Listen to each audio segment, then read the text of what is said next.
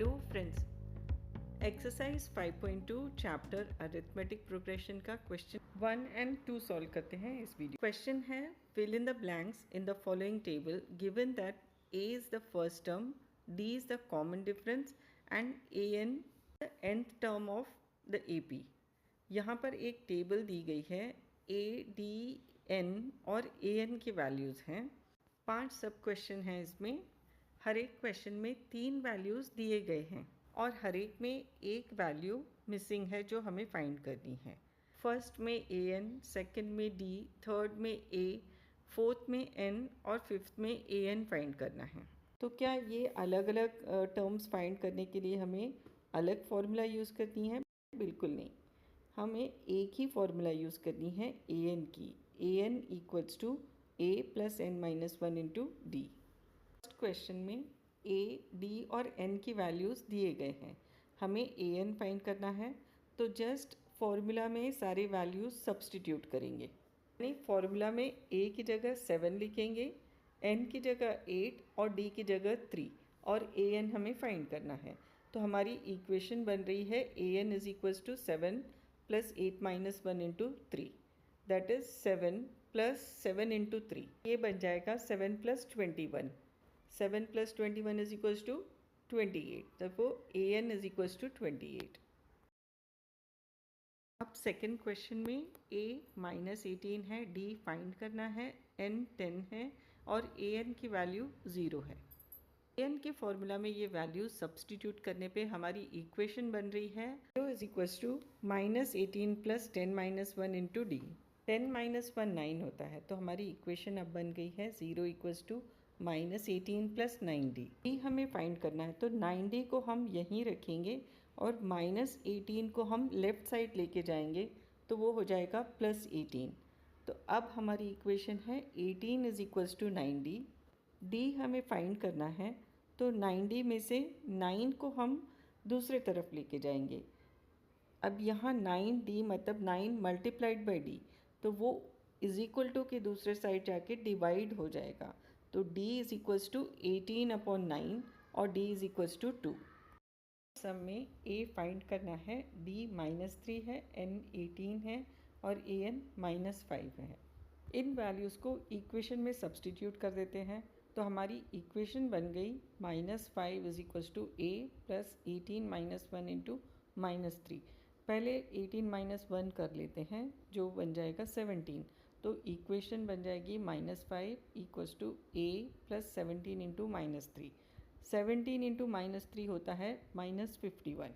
तो इक्वेशन बन गई minus 5 is equals to a plus minus 51। अब माइनस 51 को हम दूसरी तरफ लेके जाएंगे लेफ़्ट साइड, तो बन जाएगा प्लस 51। क्योंकि a हमें फाइंड करना है तो उसे एक साइड अकेला रखना है। Minus 5 plus 51 is equals to a। अब यहाँ पर एक माइनस और एक प्लस है नंबर, तो सब्ट्रैक्शन करके साइन होगी बड़े नंबर की, तो a is equals to 46। Fourth sub question में देखें क्या वैल्यूज़ दिए हैं और क्या फाइंड करना है। a है माइनस 18.9, d है 2.5, n फाइंड करना है, an है 3.6। नेक्स्ट स्टेप क्या करना है, इन वैल्यूज़ को an के फॉर्मूला में सब्स्टिट्यूट करना है।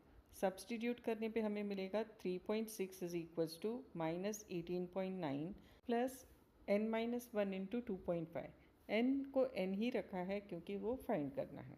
स्टेप में माइनस 18.9 को लेफ्ट साइड लेके जाएंगे, हो जाएगा प्लस 18.9 और इक्वेशन बन रही है 3.6 plus 18.9 equals to n minus 1 into 2.5। 2.6 और 18.9 को ऐड कैसे करना है वो भी आपको दिखा देती हूँ, क्योंकि कुछ स्टूडेंट्स यहाँ पर भी मिस्टेक कर देते हैं।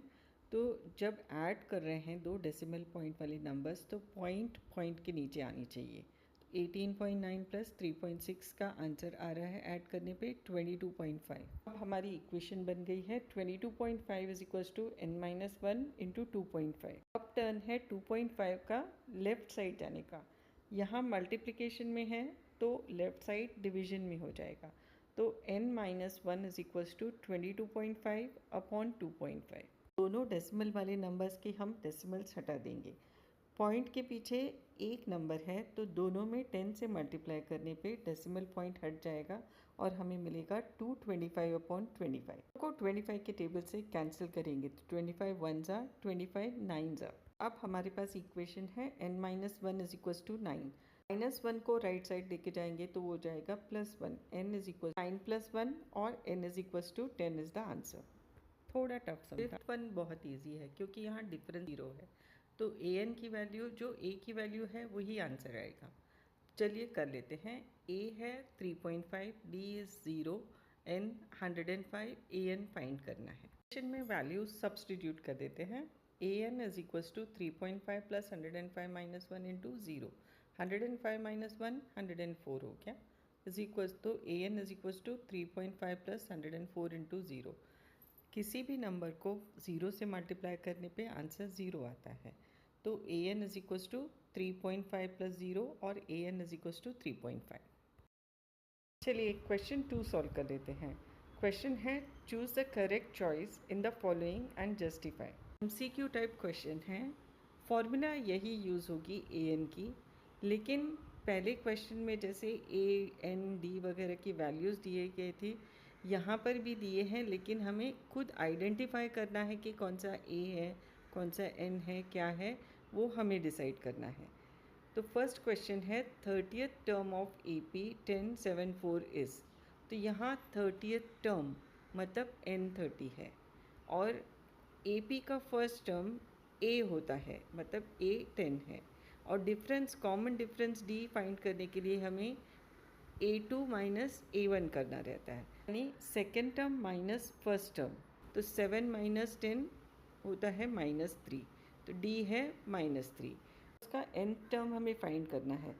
यहाँ पर n 30 है तो an की जगह हम A30 लिखेंगे, A30 हम फाइंड करेंगे। तो सब्सटीट्यूट करते हैं इस फॉर्मूला में। A30 = 10 + 30 - 1 × -3 = 10 + 29 × -3। 29 × -3 -87 है, तो नेक्स्ट स्टेप है 10 + -87। यहाँ एक प्लस एक माइनस है, सब्ट्रैक्शन करेंगे, बड़े नंबर से छोटा नंबर माइनस करके बड़े नंबर की साइन लिखेंगे। तो सब्ट्रैक्शन 87 - 10 किया, आंसर 77 है, लेकिन बड़े नंबर की साइन माइनस है तो आंसर होगा -77। तो यहाँ करेक्ट ऑप्शन है C। 30th term of AP is -77। Second question 11th term of AP -3 -1/2 and 2 is. यहाँ 11 टर्म यानी n 11 है, a -3 है, first term of AP a होता है तो a -3 है। अब यहाँ पर जो सेकंड टर्म -1/2 है, इसे हम चेंज करके -0.5 लिख देंगे। अगर आप 1 को 2 से डिवाइड करोगे तो आंसर मिलेगा 0.5। तो यहाँ पर -1/2 की जगह हम क्या लिख रहे हैं, -0.5। तो हमारा कैलकुलेशन थोड़ा इजी हो जाएगा। D कैलकुलेट करते हैं। D = A2 - A1 यानी second term minus first term, तो होगा -0.5 -3 -3 प्लस हो जाएगा, तो D = -0.5 + 3। यहाँ सब्ट्रैक्ट करेंगे और साइन बड़ी नंबर की, तो D = 2.5। an या A11 हमें फाइंड करना है। तो चलिए फॉर्मूला में सब्सटीट्यूट कर देते हैं। सब्सटीट्यूट करने पे फर्स्ट स्टेप में मिल रहा है A11 = -3 + 11 - 1 × 2.5। 11 - 1 होगा 10, तो A11 = -3 + 10 × 2.5। 2.5 को 10 से मल्टीप्लाई करेंगे तो उसकी डेसिमल पॉइंट हट जाएगी और वो बन जाएगा 25। तो A11 = -3 + 25 और A11 = 22।